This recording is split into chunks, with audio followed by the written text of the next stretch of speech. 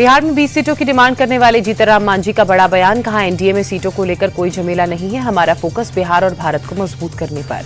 RJD प्रवक्ता मृत्युंजय तिवारी ने कहा, सरकार के पास तेजस्वी के सवालों का कोई जवाब नहीं, उल्टा उनके विजन और उनकी सोच को चुरा लिया है। विकासशील इंसान पार्टी के संस्थापक मुकेश सहनी ने कहा, हम हर सीट पर चर्चा कर रहे हैं, हमारी चर्चा बहुत सुचारू रूप से हो रही है। मुकेश सहनी का बयान। कहा, हमें तेजस्वी यादव के नेतृत्व में चुनाव लड़ना है, महागठबंधन में सीट को लेकर कोई विवाद नहीं है। केंद्रीय मंत्री गिरिराज सिंह ने कहा, एसआईआर ने राहुल गांधी और तेजस्वी यादव को एक्सपोज किया। विपक्ष की नीतीश सरकार पर सवाल उठाने पर डिप्टी सीएम सम्राट चौधरी ने कहा, जनता लालू यादव और कांग्रेस का मतलब जानती है। 15 सालों तक बिहार को इन्होंने सिर्फ लूटा है। 10 सितंबर को चुनाव आयोग ने बुलाई बैठक, सभी राज्यों के सीईओ बैठक में होंगे शामिल। एसआईआर समेत कई मुद्दों पर होगी चर्चा।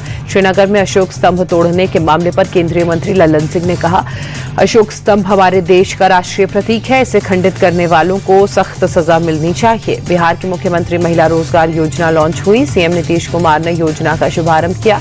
कार्यक्रम में दोनों डिप्टी सीएम भी मौजूद रहे। महिलाओं को रोजगार शुरू करने के लिए आर्थिक मदद देगी सरकार। पहले चरण में 10,000 रुपए की आर्थिक सहायता राशि दी जाएगी।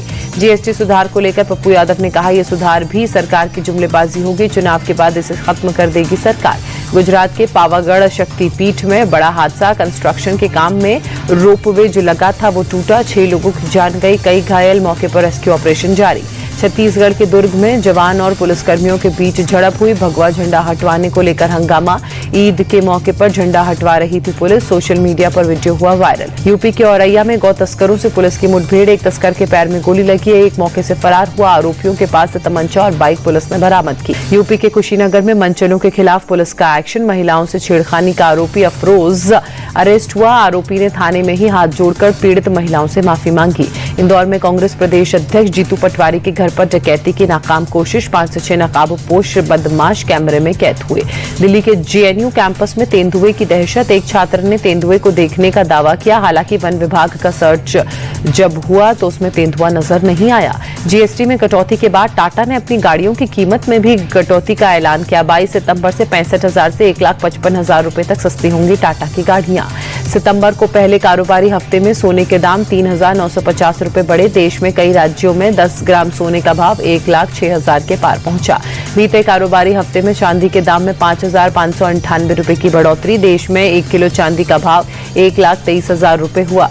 दिल्ली में गर्व से स्वदेशी थीम पर साइक्लोथन का आयोजन, कई सांसदों ने हिस्सा लिया, साइकिल चलाकर फिट रहने का संदेश दिया। भारत समेत दुनिया भर के कई देशों में आज लगेगा पूर्ण चंद्र ग्रहण, 82 मिनट तक खून की तरह लाल दिखेगा चांद। चंद्र ग्रहण आज रात 9:58 पर शुरू होगा, 1:26 पर खत्म होगा। रात 11:42 पर आसमान में आप देख सकेंगे पूर्ण चंद्र ग्रहण।